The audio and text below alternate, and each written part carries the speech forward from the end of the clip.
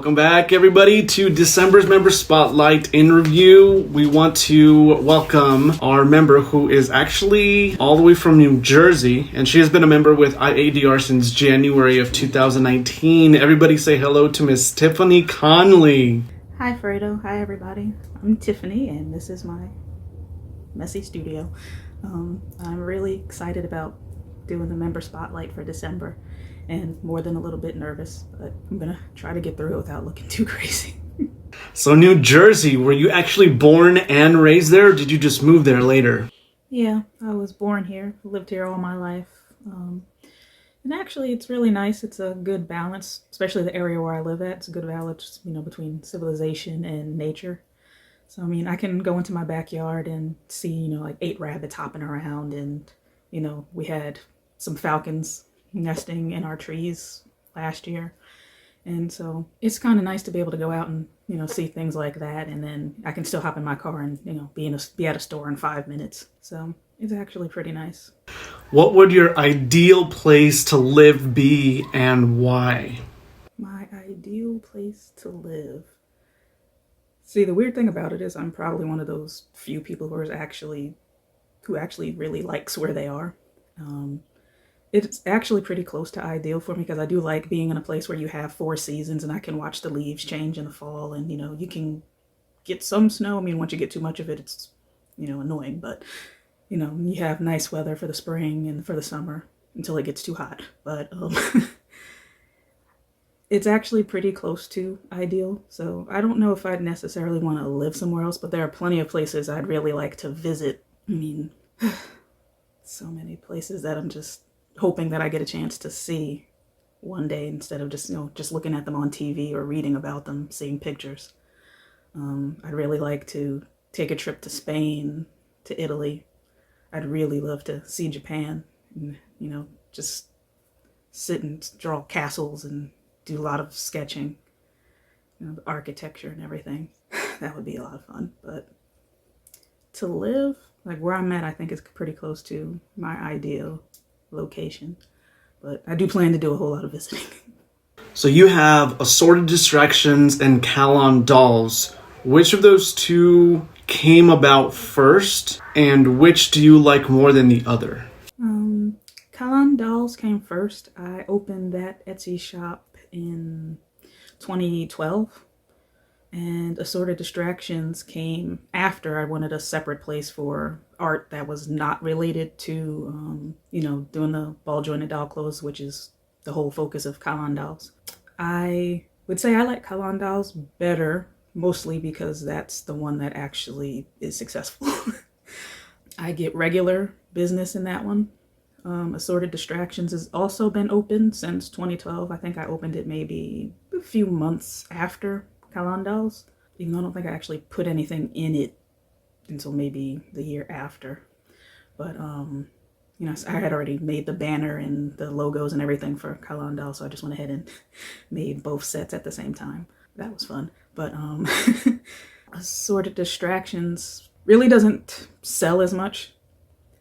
It gets looked at a lot, but I haven't had as much success selling my pieces in that shop as I have in the doll shop. I don't know if it's just what's in there. Right now, Assorted Distractions is mostly just my jewelry pieces, which most of them don't sell. I keep making them anyway because I just like doing it, But, or I put my pieces I make for contests, I will put them up for sale afterwards. But yeah, nothing really moves. Said it's okay because I just like doing it, so that's why, I keep making them. It's just, jewelry making is kind of more, it's relaxing because once you kind of get the knack for it, it becomes kind of, I don't want to really say a mindless activity, but in a way you kind of don't really have to think about it. I could watch TV and, my hands just know what to do. Every so often I might have to look down just to make sure that they're doing what they're supposed to do. But for the most part, or just see an idea come together. And eventually when I start selling my art dolls or other clay work, they're going to go in the Assorted Distractions shop, which is why the distractions are assorted, because I figure that's a good place for, every other art related thing I do instead of having a million different shops with everything, separated here and there. It can be kind of like a catch-all spot. Khalon Dolls, I started that one right after I got my first ball jointed doll. Really, I started it because when I first got that doll and I was searching around online for, outfits and things like that, I saw that not too many shops, because there are a lot of different shops out there with clothes for ball jointed dolls, but the particular brand that I have, not a lot of people made clothes for them at the time. And when you search different shops, not a lot of shops made boy clothes, and I had a boy. So, and then a lot of shops didn't sell, more like modern clothes. Or if you did see modern clothes, it was mostly either very gothic or very punk. So I'm like, well, what about everybody who wants something that's not really so much one or the other? One of my customers said I kind of have the doll urban wear shop, which is kind of cool. But I guess I do kind of stay more in that area. It's not so much just like plain t-shirts and jeans and such. Try to basically just make stuff that's cool. Or sometimes I'll I look on Pinterest for ideas and things, or I'll actually just look on different like some of my favorite clothes shops or stores that maybe I shop at. I'll look and see, well, what kind of ideas are there? Maybe there's something I can try to do in miniature form. And I think that's what's helped a lot too, because I have things that are sort of different from what other people have. And I guess because even now, a lot of people still don't make clothes for the particular brand I have. At the moment, my whole collection is made up of Ipple House ball jointed dolls, and they're not really a standard size, but I really like them, so I just decided to kind of cater more to other people like me who really like that particular doll. But then I think it's also helped with me and my success with that shop, because I will do custom outfits when somebody searches all over and they are looking for something specific but can't find it. I like to be able to make something for somebody. Like, they can send me a drawing and say that they want this for their doll and ask, can I make this? And a lot of times I can. Sometimes we might have to tweak things a little bit just because of the fact that it's miniature, but I like being able to do that, so it's cool. Or just to be able to talk to people from all over. Khalon Dolls has given me an opportunity to do that, which is pretty cool. I get customers from all over the world. Sometimes you get to talk to them a little bit, trying to figure out what they want or what they need, and it's really satisfying. So I would definitely say that one is my favorite shop out of the two. Yes, see a need, fill a need. I like to be the same way, but it's fantastic that you kind of took up that responsibility to be that resource for yourself as well as people like you looking for what you were looking for. It's a pretty empowering place to be. It's almost like you're a pioneer in a sense. So good for you. We wanted to know how art came into your life, and if there's anybody else in your family that shares the same artistic gene that you have. Really, I'm not entirely sure how art actually was introduced into my life. It's just something that I've always done, or that's always interested me. And my mom has a drawing that I did from when I was 2 or 3 years old. She still has it. It's like a jungle of, full of animals, full of little animals. And she says she keeps that because, considering that it was done by a 2 or 3-year-old, she said that she just liked the fact that you could actually tell what everything was. The snake looks like a snake. You can tell that the monkeys are, the giraffe's a giraffe. And I just thought that was kind of funny. Yeah, art really kind of does run in my family a bit, especially my mom's side of the family. My mom is really great with interior design. My aunt has done porcelain dolls and stained glass. I have an uncle that draws beautifully. I can hope to be that good one day. Many of my cousins used to draw and such. I think I'm the only one who still really does it. My dad used to draw when he was younger, or at least that's what my grandmother told me. And one of his sisters draws too, so I would say that, yeah, it's just kind of in there. Wow, that's a lot of artists to have in your family.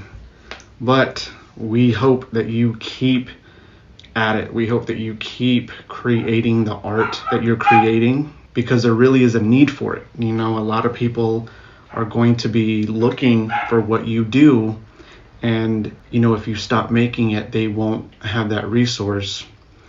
But you know, as long as it brings you joy, we want you to continue being the artist that you are today.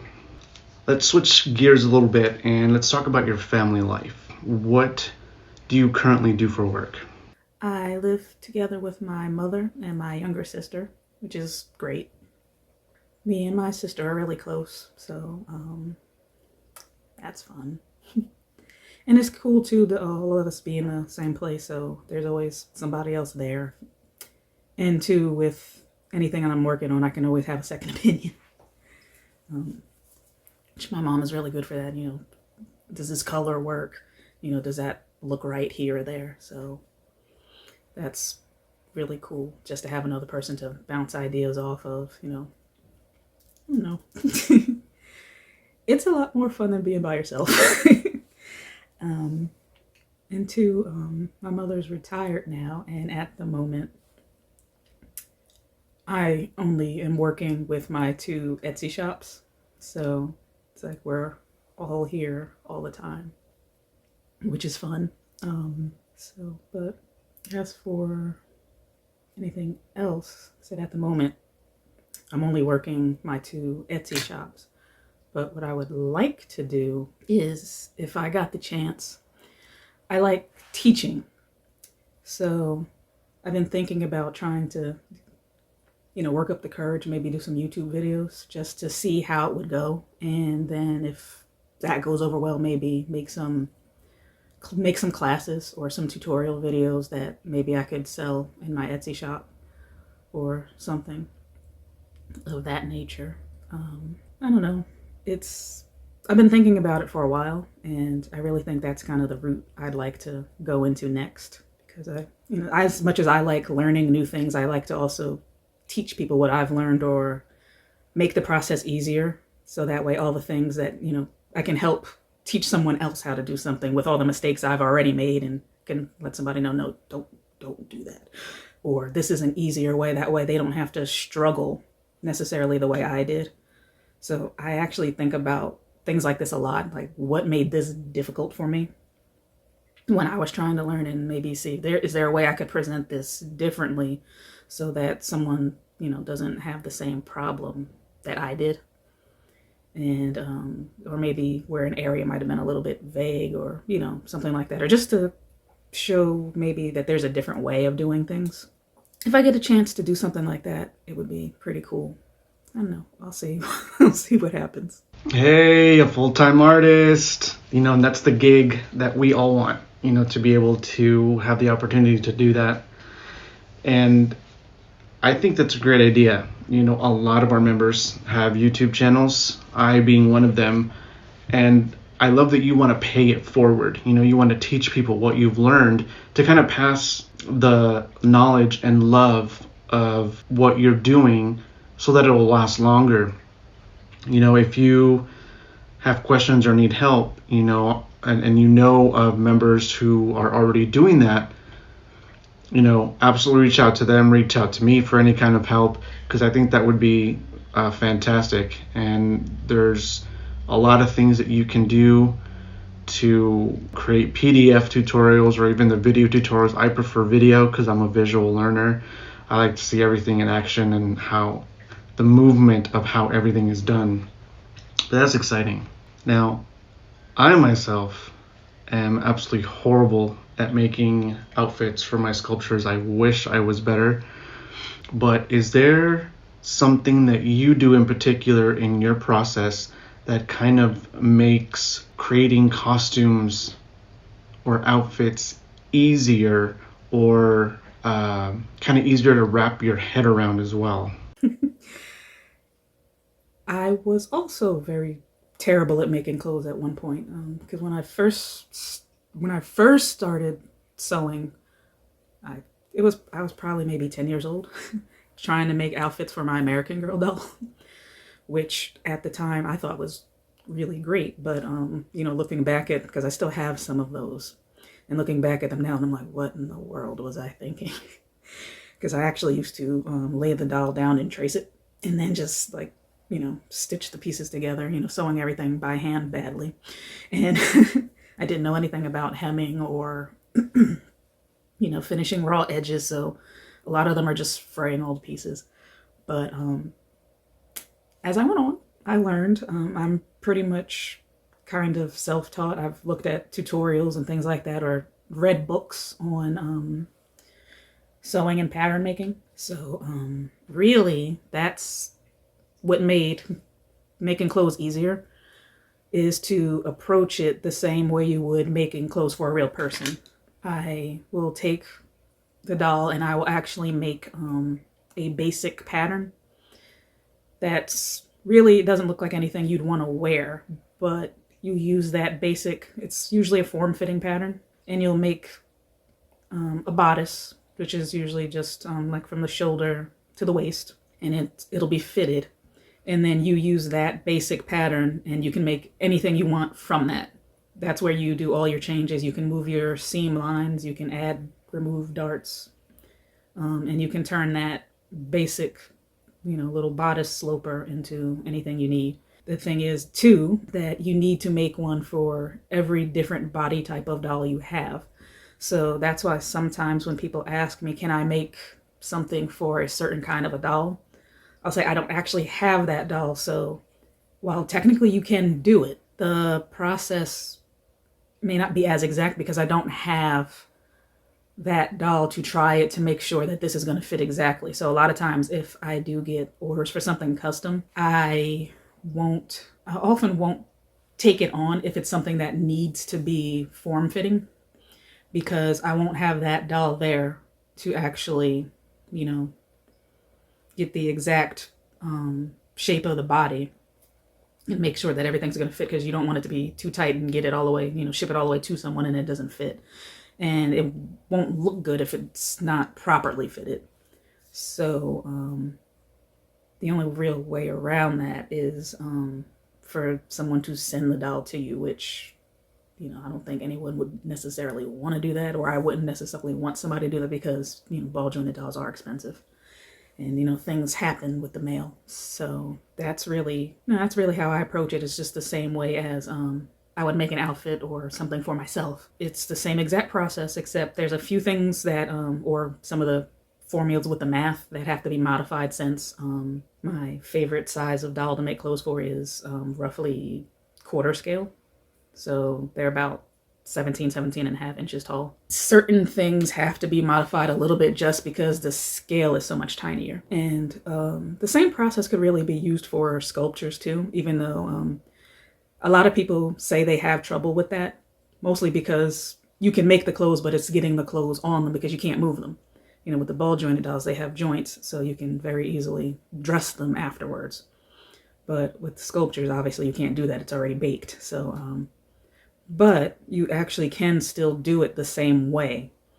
And you can even sew a lot of the stuff on a sewing machine or by hand. In a way, really, it'd be a little bit easier for sculpture because you can use glue for a lot of it and put the clothes directly on the doll. So there's a lot of things you don't have to worry about, like making sure there's enough room for movement because it's not going to move. So in that way, it would work really well, which is actually why I was a little disappointed I didn't get to enter the contests for this year. I really was looking forward to making, doing the masquerade and the pirate contest. I really wanted to do both of those. I had the masquerade drawn out and everything because I tend to, do sketches of sculpts before I do them. That way I can have my poses and my whole outfit and everything worked out ahead of time. Because I've learned that when I don't plan everything out, Usually by the time I come to the end, there's something that goes terribly wrong, or I have to end up changing my plans because I didn't accommodate something. Like this little fairy back here. She was actually supposed to have like a staff in her hand, but her hands are so tiny that by the time I got to the end, I realized I couldn't put anything in her hand because there's nothing to help support it. And I'm like, this little hand is not going to be able to hold this up on its own. And I was afraid to, try to add something to it after it was baked. I just didn't want to do that. So I said, next time I'll make sure I put a wire that connects directly to the arm wire so that everything is properly supported. But yeah, I really wanted to do the masquerade and the pirate because mostly because I really wanted to make the outfits. So I think I'm still gonna do it because the armature is already made for the masquerade. The reason I didn't get to do it is because I got a commission to do an illustration for a website, and so I kind of had to put that aside and then do it. And then by the time I finished that and I came back and looked at my armature, which I had planned for a female figure, and I looked at it afterwards and I'm like, that's a guy, that's a dude. So it decided that it didn't want to be female, so I have to rework my entire idea because I'm like, that's too much shoulder. So it happens. I mean, it happens with drawings too. I'll plan on one thing, and by the time I get through the process and either get to coloring or something, they decide they either want to be a different color or, like, no, I'm not a girl, I'm a boy, or vice versa. So I really think that in some ways artwork has a mind of its own. It's going to be what it wants to be and not necessarily what you want it to be. So it's not so much that you made a mistake or things didn't go as you planned. It's just, the artwork asserting its own will. Or at least that's how I like to think about it, because then it kind of makes anything that goes wrong not your fault. But that's pretty much how it goes with that. People keep asking me about that too. Maybe I need to make a class on making clothes and maybe show an easier way to explain it for making good clothes for ball jointed dolls or for an art doll sculpture. Got it. Yeah, that makes sense. That's such a bummer that you couldn't join the shows. Oh, that was so sad. That would have been awesome, because those two shows did have the high potential to create really intricate and layered outfits. So that would have been awesome. So considering that you make clothing for ball jointed dolls, have you ever actually made your own? And if not, is that something that you actually want to start doing? Yeah, that is a very good question. Honestly, that is one of the main reasons I wanted to learn to sculpt, is because I wanted to make a ball jointed doll.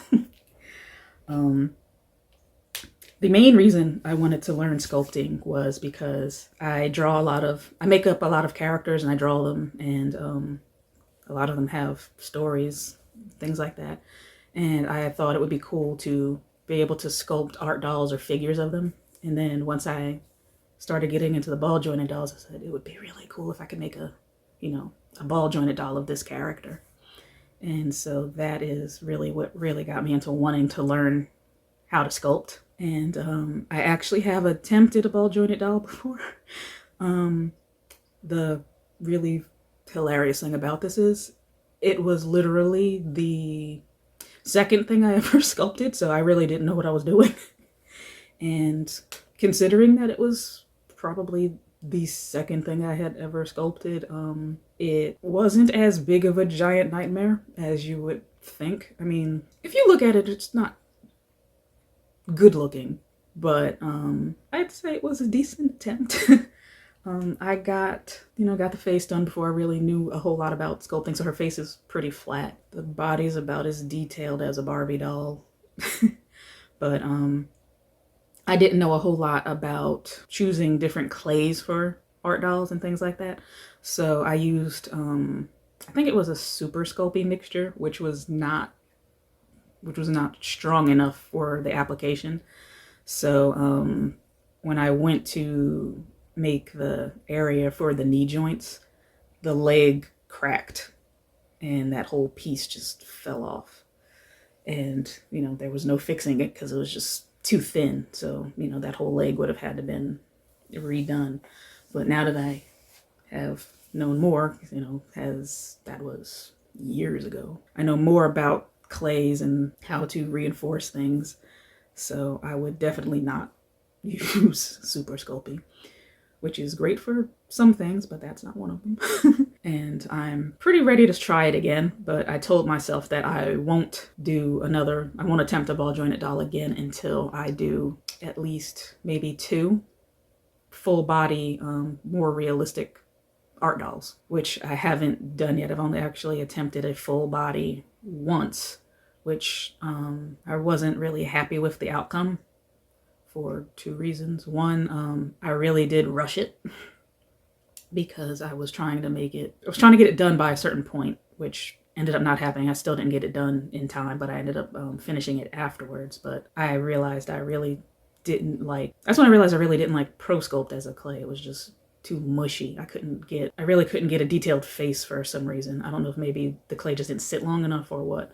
And it was actually a little discouraging because that was right after I had just made a successful art doll. So I'm like, I know I can do it. So why isn't this working? I just told myself I need to practice a little bit more before I try to, make a whole doll, before you start to make something that's got to be in articulated pieces. And that's what was supposed to be my goal for this year. I was going to do the masquerade contest and the pirate contest. And I figured by the time I got that done, it would be good enough practice for me to maybe attempt another ball jointed doll. So haven't done that yet, but I definitely want to do that. So maybe that'll be my goal, one of my goals for next year. Yep. And I've actually only done it once. I've made one ball jointed doll, and it was at a sculpting retreat. And I was pretty happy with how it came out. This is her. I didn't complete her, more because it was just my first. And obviously I wasn't going to put her up for sale or anything. But making ball jointed dolls is something that does interest me because they can take on a lot more personality than the solid art dolls that are just frozen in a pose. I still love making those, but there's something about ball jointed dolls that can really emote a lot of expression. So I find them fascinating. Curious, do you have a favorite sculpture or art doll or piece of artwork that you've created that's your absolute favorite? And if you do, why is it your favorite? My favorite piece. I would have to say my favorite art doll piece would have to be the bust that I did as part of Deb Wood's Children of the World series. That is definitely my best art doll work. Not that I have very many examples, but I would say she's definitely my best work. And it's really the piece too that made me think, yeah, I can actually do this, because before this I did actually have a sculpture class in college, but after I took that class, that made me think, you know what, maybe I just can't sculpt. Sculpting might just be an area I can't go into. But I think it was more the way he presented it. It's like, you have to do it this way, and if you don't do it this way, it's wrong. And when I took that class, seeing the way Deb did it and the way she taught it, or just, being able to ask her, well, it's easier for me to do it this way. Can I do that? And she just says, oh yeah, you can do it that way. And it's like, oh, she's not saying no, do it the way I said and shut up.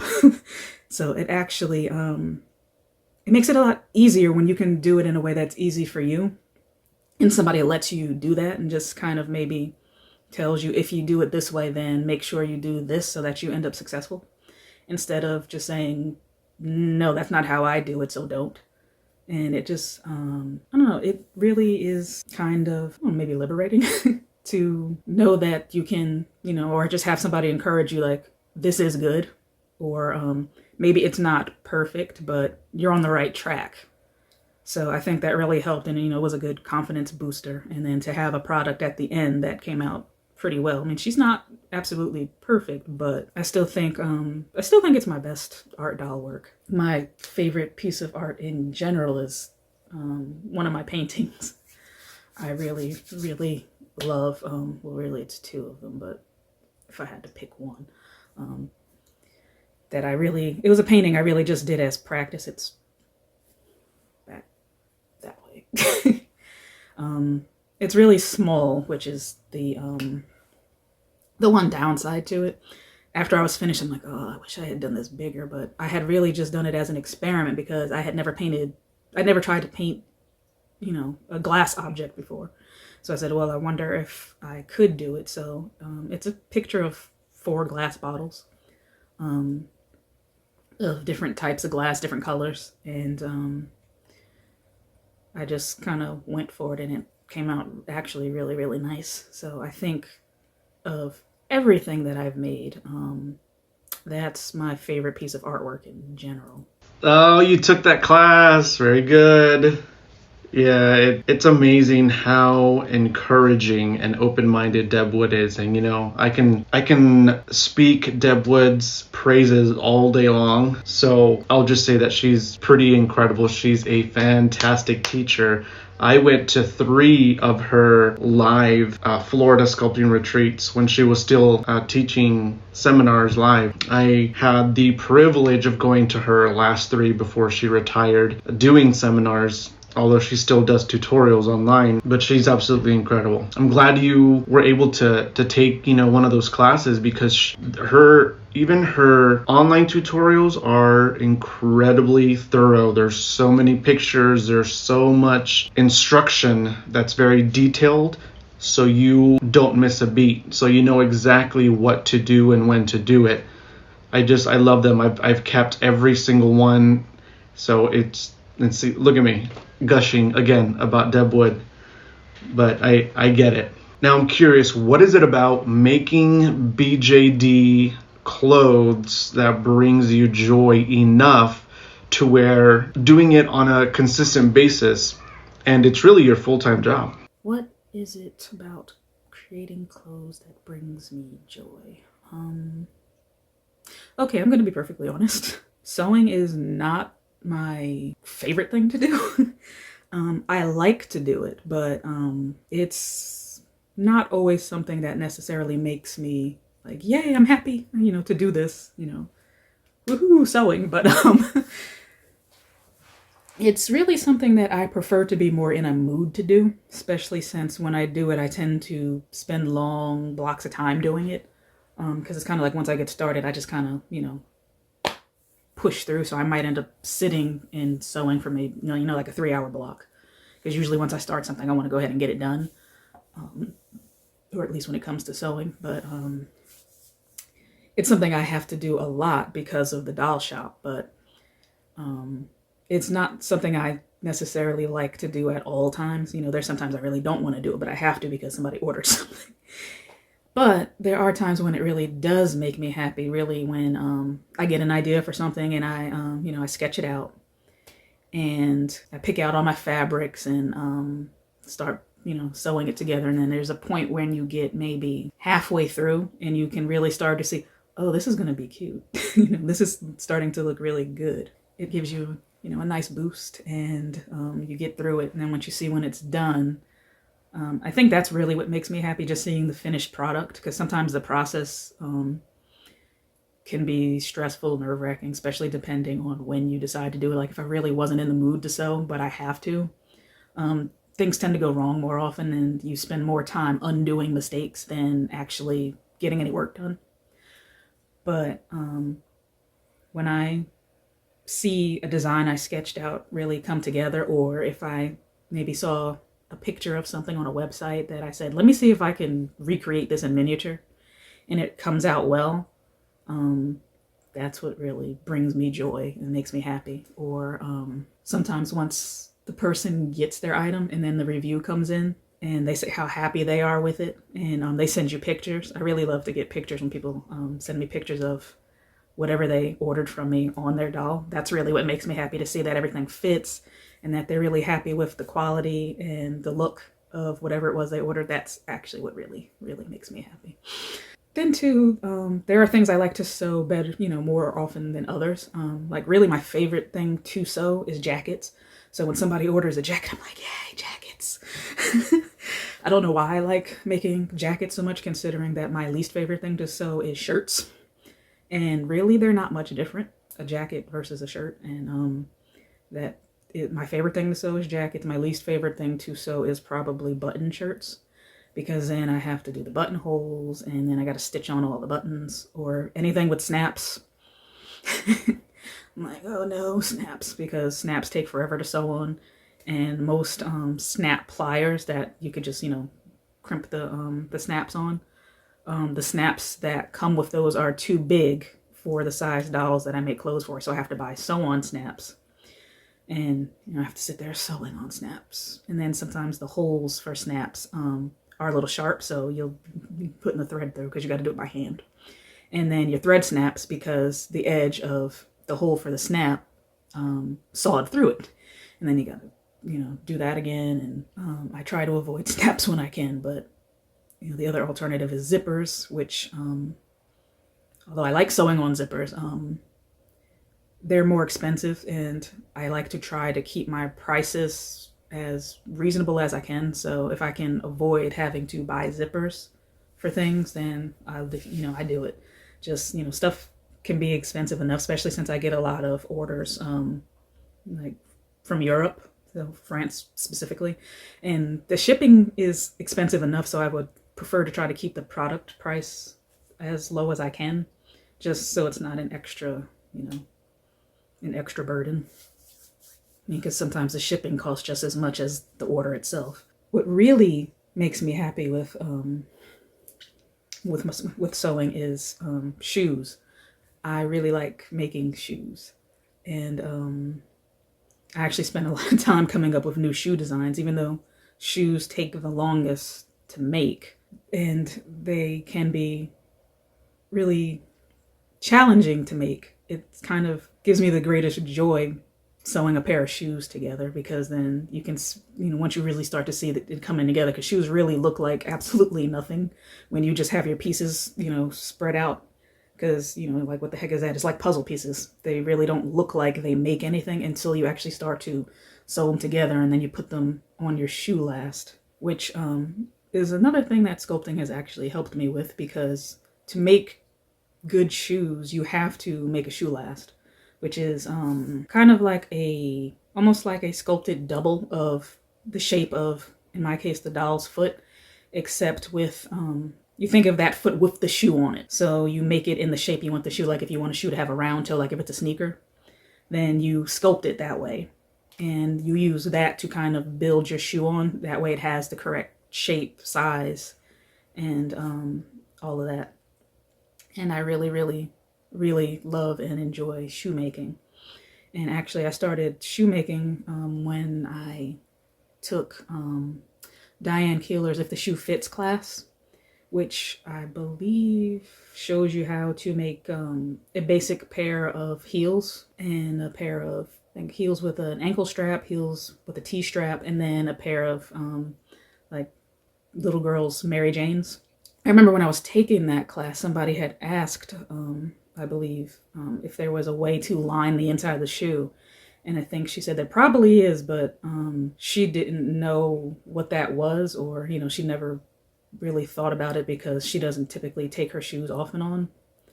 It was a long time ago when I took the class, maybe 2014, 2013. So that kind of got me thinking about, well, how do you make all these other shoes that it kind of didn't cover? So basically stared at a lot of shoes and tried to figure out, if I was going to try to do this, how would I do it? And actually a lot of times when I'm making clothes, that is what it really involves. I just kind of sit and stare at something for a while and see where the seam lines are. How is this constructed? How would I recreate this construction? And go from there. So a lot of people ask me, like, if I can make tutorials on how to make shoes, because, people would like to try to make their own, but I can't do that because the basis for what I do is based on that class. So it's kind of like you'd have to take that class first, and then I could tell you what to do after. but to be able to, kind of make a class myself to say what to do, I can't do that. But that's what makes me happiest. Actually making shoes and making jackets. Wow, very cool. Now, what other talents or hobbies do you have that you would say also bring you joy? Other things that bring me joy. Drawing and painting are really, really what bring me joy. Drawing is something I do probably not every day anymore. Like when I was younger. When I was younger, I probably drew every day. Now I do so many other things. I don't necessarily get to draw something every day. And I definitely don't get to paint as often as I would like. But those are really my two favorite things to do. I have been drawing a lot more lately, especially since drawing ties in so much with every other thing I do, even my jewelry making. So I'll draw, if I get an idea, sometimes I'll draw my ideas out. Sometimes my jewelry designs are I'm making it up as I go. But sometimes if I get a very specific image in my head, I will try to, draw out a sketch of what this looks like, what pieces go where. So that it helps too, because then I know what kind of pieces I need to order, or, what size crystals or gemstones I might need. And for sculpture, it helps because then I can completely draw out my pose. I can completely draw my outfits, which also helps with my sewing. Work everything out, show where my armature needs to go, pick out possible hairstyles, things like that. But really, I would say number one joy is, illustration, character designs. Because I originally went to school for animation, so that is really what I'm kind of geared towards. I like creating characters. Everybody else in my class, all wanted to be, key animators, the ones actually making everything move and all that. And I think I was the only one who said, I want to be a character designer or a background artist. Because when I paint, I like landscapes. I like architecture. I like to draw buildings. I think because I really like playing with perspective. So it makes drawing buildings, stairs, things like that. It's fun for me. So a lot of times when I do a painting, I'll mix all these elements together. I have, a character, and then there's usually a nice background, landscape in there, and lots of nature. And then I'll try to throw a structure in there, some kind of a building, and maybe you can see out of a window. Or if there is no building, then, maybe some nice rocks to go with this tree, in the forest. It's just a lot of fun. Practicing drawing, painting, which I really, really love. And I think I really love painting too, because even when you practice painting, it's still fun.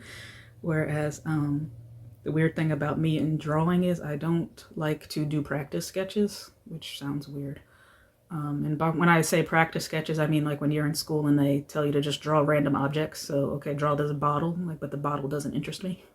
So I never liked practice sketching, but if I'm planning out a painting, I will sketch out all the different details so I can try to work out my composition. It's basically work out, where does everything go? Does it look right? Do I need to change maybe my canvas size later? So things like that. That is really it. And, the jewelry making I mentioned earlier. I don't know so much if I would say jewelry making brings me joy. I find it relaxing because, like I said, you can kind of it's so repetitive that it kind of just can put you in that meditative zone, where you kind of just don't even hear the world around you, or, you can focus on something else and, not really think about what your hands are doing. Almost like crochet. If you do that, it's kind of like the same process. Your mind just kind of goes somewhere else. You don't really have to pay attention to what your hands are doing.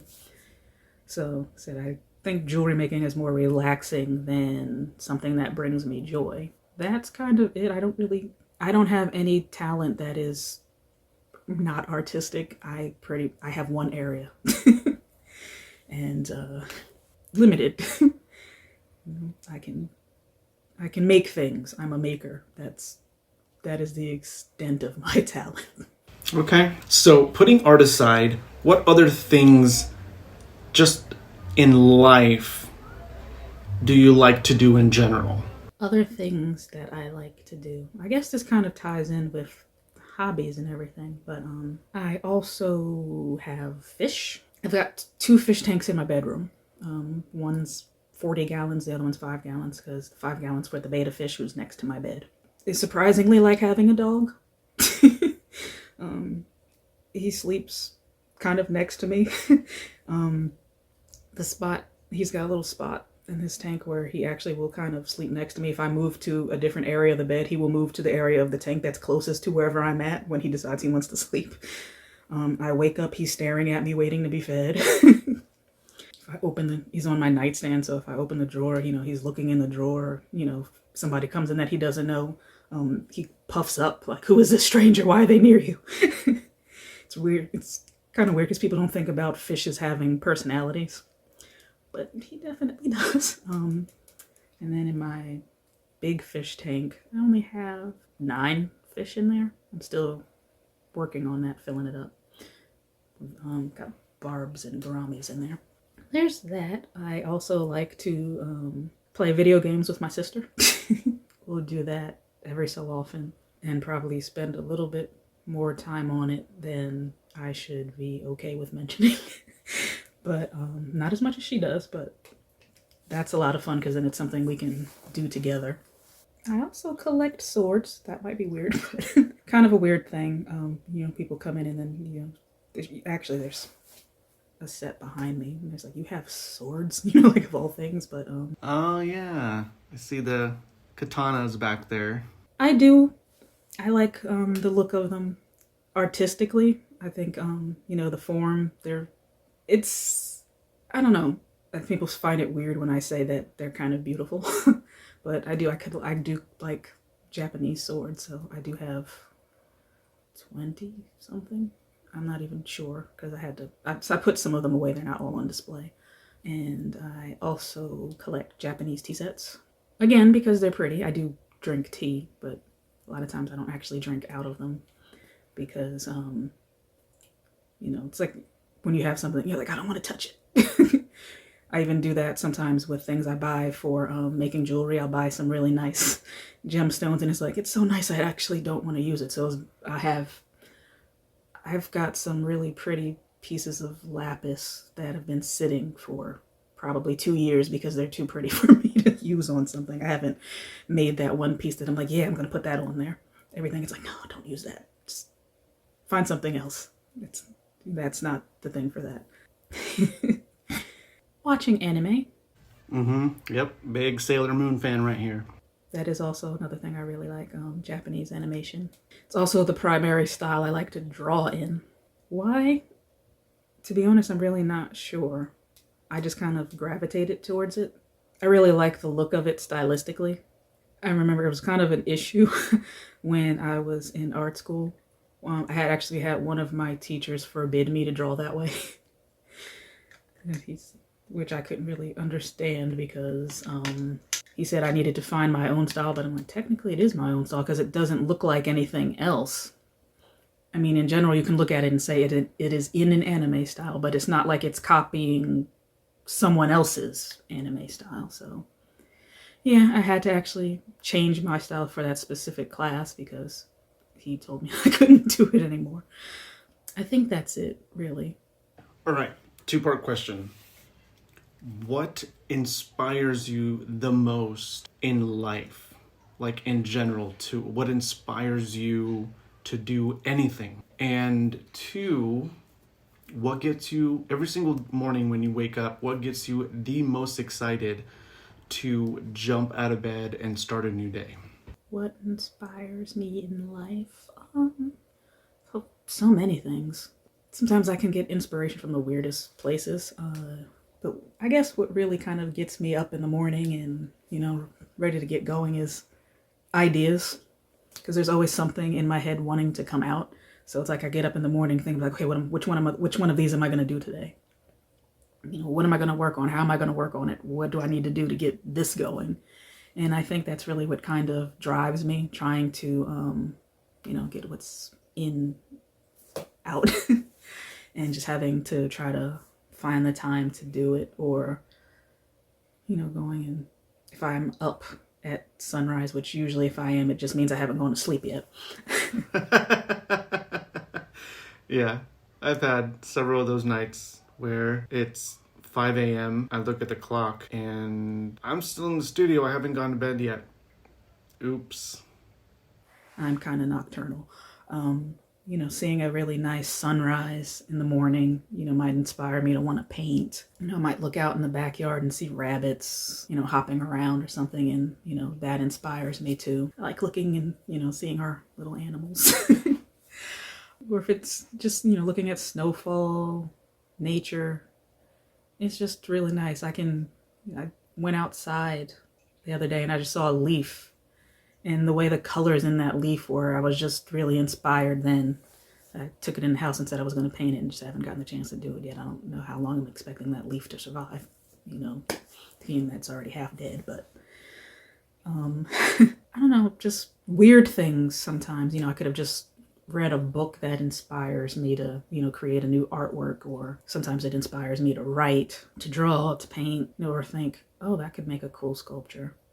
Or sometimes a drawing that was inspired by something else inspires me to want to do a sculpture. So there's inspiration everywhere. It's really tough to pin it down, really tough to say exactly, but yeah, I think all the ideas in my head, all the things I want to try, things I want to do, is what, gets me up and gets me going. Yeah. How far do you want to take your clothes making career? Like, do you have a specific goal in mind in regards to that clothes making career that you are shooting for? The clothes making? Honestly, I don't think I want to take it anywhere. It's not something I enjoy enough to actually want to make a career out of it. Not like some of the other things. Like if I could make a career out of, my illustrating or painting, sculpture, any of those I would love to make a career out of. But the clothes making at the moment is just it's something to do and, kind of a means to an end. I like to do it to an extent, but it's not something that I would want to say, this is my career, this is what I do, that's it. What I would like to do. If I could get to the point where I'm able to make a ball jointed doll and, learn about molding and casting, if I could make my own line of ball jointed dolls, that would be wonderful. And then I guess the sewing would come into that for making designs, to sell, to fit those dolls. Then in that case, that would be lovely. But the clothes making and the sewing on its own as a career, nope, doesn't make me happy enough to want to make that my thing. I do like doing illustrations. I wouldn't even mind maybe if I wanted to do a comic book or something like that, because I do like to draw enough to not mind making a career, or if I was going to illustrate children's books, which would actually be a lot of fun, I think. Something like that I wouldn't mind, or, teaching, as I mentioned earlier, techniques on how to do these sort of things, because then it's not just work, it's also fun. So I'm having as much fun doing it as it is being a means to an end. So to me, that's real career happiness, when you go to work and you don't feel like you're working. If everybody could have something that's like that, where they can just do what it is they love, I think the world would be a happier place, because then no one would go, oh, I gotta go to work. It's like, yes, another day at work.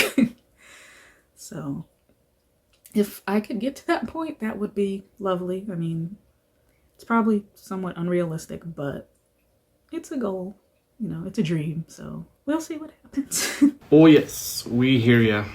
Let's talk about your most memorable artistic accomplishment that stands out the most in your mind. My most memorable artistic accomplishment? Probably my placing for a gold medal in the Fire Mountain jewelry making contest in, I believe it was 2018. I actually had two pieces place that year, which really surprised me because it was the first time I'd ever entered a jewelry contest. Not only was it the first time I ever entered, I entered not expecting to win anything. I just kind of did it as a, it's there, let me do it. And I entered 2 bracelets, and one won a gold medal, not the grand prize gold, but still a gold medal prize. And the other won a bronze, which really surprised me considering I kind of just did it as a, just to try something new. Really didn't expect anything to come of it. So when I got the notification that I actually won a gold and a bronze, I was beyond shocked. The gold medal bracelet was actually later featured in the Fire Mountain Gems and Beads catalog, which was actually kind of cool to see. You're flipping through the catalog, and then there's something you made, right there with your name under it, and for everybody to see. And that was really pretty cool because I'm one of those people who tends to, I guess, enter things but never win.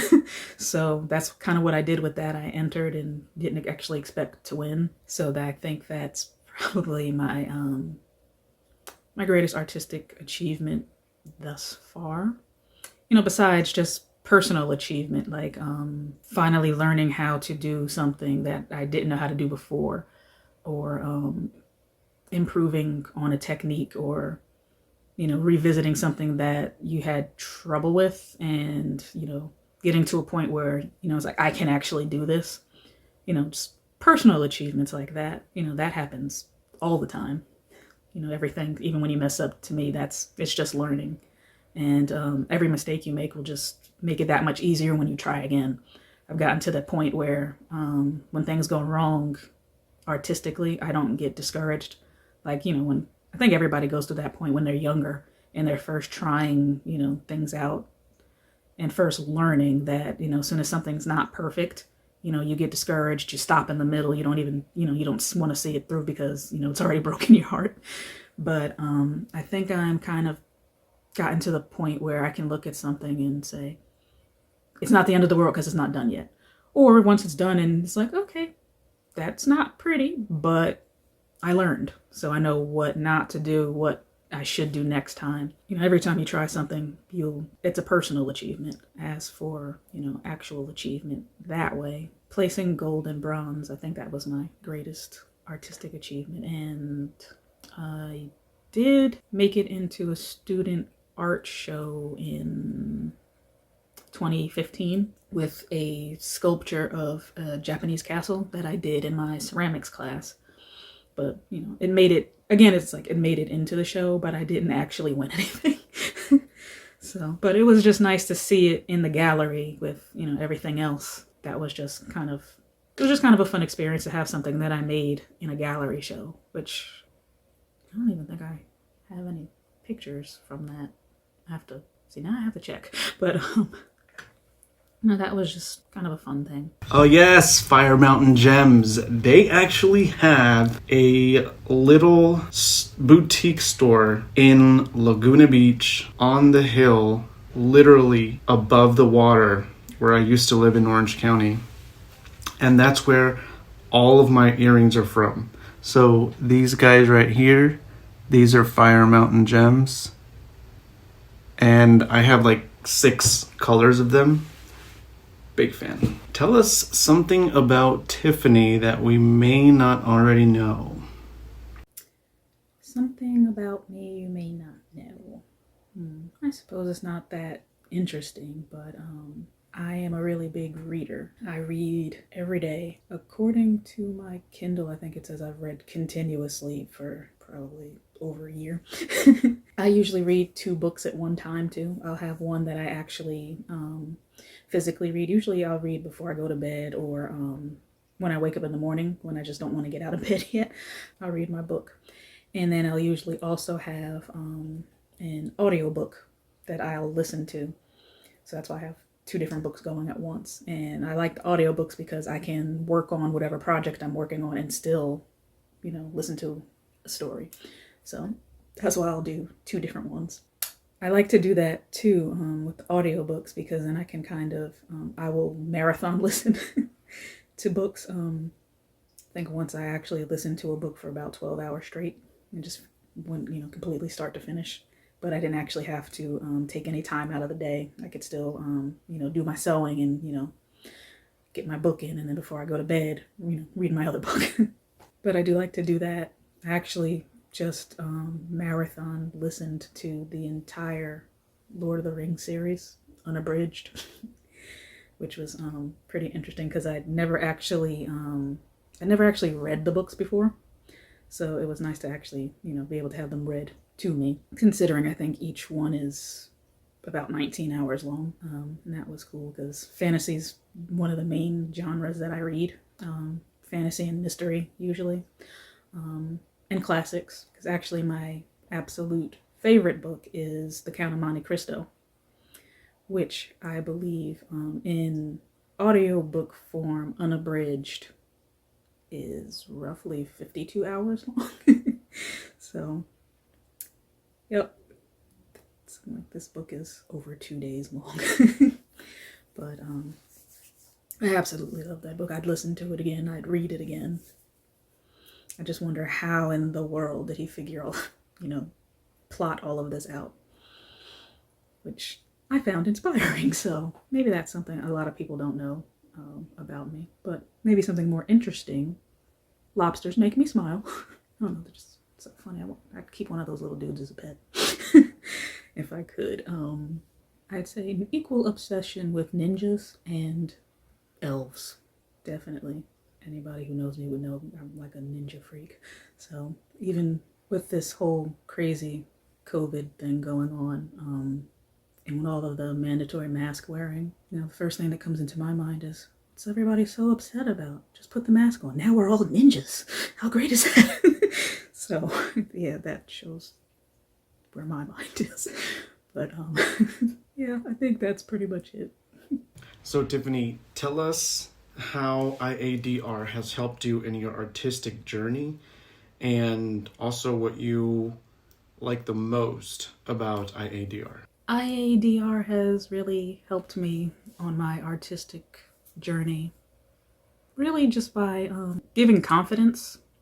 Like I said earlier, when I took Deb Wood's Children of the World class, and it just, having the confidence to see that, yeah, you can do this, and it's probably not as bad as you thought. And if you make a mistake, that's fine too, because there's always something you can do. It's not the end of the world. And I think it's just kind of nice to have like a community that, there's all kinds of people there, basically saying the same thing, like you can do it. Everybody encourages everyone. No one's mean. No one, there's no harsh criticism. Everybody's kind of there to help everybody. I do like that. And resources. It's easy to, find poses, things like that. There's classes that I can, learn something new, or I can ask if there's things that I'm not sure about, even if it's just, just to get somebody to take a second look at a sculpture. I've emailed Deb before to ask her. I was like, okay, something is very wrong with this sculpture. What is it? I looked at it. I walked away. I looked at it. I flipped it upside down, turned it backwards. I can't figure out what it is, what's wrong. And just to be able to, get a second opinion is actually, really nice. And just to have other people that are kind of into the same thing you are. Everybody everybody's an artist one way or the other. And it's just nice to have that kind of a, that kind of a community. And just to be able to look at others' art and be inspired and, in many cases, awed at what can be done, or just to look at something and go, how did they do that? And to me, that's a lot of the kind of a joy I get from looking at artwork, is just like, how did this person do this? Or what even made them think of this? What inspired them to this? I like to think about the story behind something and the process behind a piece, just as much as looking at the finished product. Sometimes you look at something and wonder, what sparked this idea? What made them, how did they come up with that? Or, look at something and like, what does the armature for that look like? So I just think it's inspiring. It makes me think. And that helps too, because then it'll help improve my own work. And I really hope to try to be more active in the group in the coming year, and hopefully actually enter some contests, just for the practice, for the fun. Even if it's a theme that I normally probably wouldn't do, I think I'm going to force myself to do. I'm going to try to do all 3 for next year. I'd like to promise it, but stuff keeps happening. I would really like to try to be more active in it and actually get to see if I can try to get to know some people, because I'm pretty sure half the people looking at this have no idea who I am. So I would just try to be more present in the group, and I think that would be it'd be a lot of fun for me too. Really looking forward to it, learning more, definitely being more active in the group in the coming year. Yes, we would love to have you in the shows. That would be amazing. And the great thing is the shows are not very restrictive. As long as you stick to the actual theme of the show, you can submit ball jointed dolls or just busts. I mean, you have a better chance of winning if they are full-bodied sculptures, but it doesn't just have to be a solid posed art doll. It can be in the stylings that you're comfortable creating in. But it would be amazing to have you experience the fun and excitement that comes with the shows. That would be fantastic. Tiffany, we want to thank you very much for your time, spending it with us today, so that the rest of our membership and the world can get to know who you are as a person, and not just know you as a name on a screen. And this is a reason why we love these member spotlights, because they shine a light on a lot of our members who don't like to post as much, or they kind of like being in the back seat. But we like to let people know that, hey, these members are also here. They're part of the community. They're also incredibly talented. They're fantastic people, and we want to show off our members so that people can get to know you, so that they can find common ground with you, so that they can relate with you and hopefully connect with you. Maybe you create some kind of special bond or friendship with somebody in the membership or in the community that helps you in some way. Maybe not just artistically, but also in life. So it's the main reason why we decided to do video interviews versus just having an article type of interview. But thank you for saying yes. Thank you for allowing us into your studio and into your heart. We are very excited that you decided to, let us in. So we're very grateful for that. Thanks, Fredo, and thanks everyone for watching. Really glad that I decided to do this. It was a lot of fun. Definitely got better as I went. I hope to be more active in the group, and maybe I'll get to talk to some of you later. Bye. And to everybody else, stay tuned, because we are going to be having our January member spotlight coming up after the holidays, after the new year. But thank you everybody for spending this time with us and getting to know our amazing member, Tiffany Conley. We'll see you guys next time.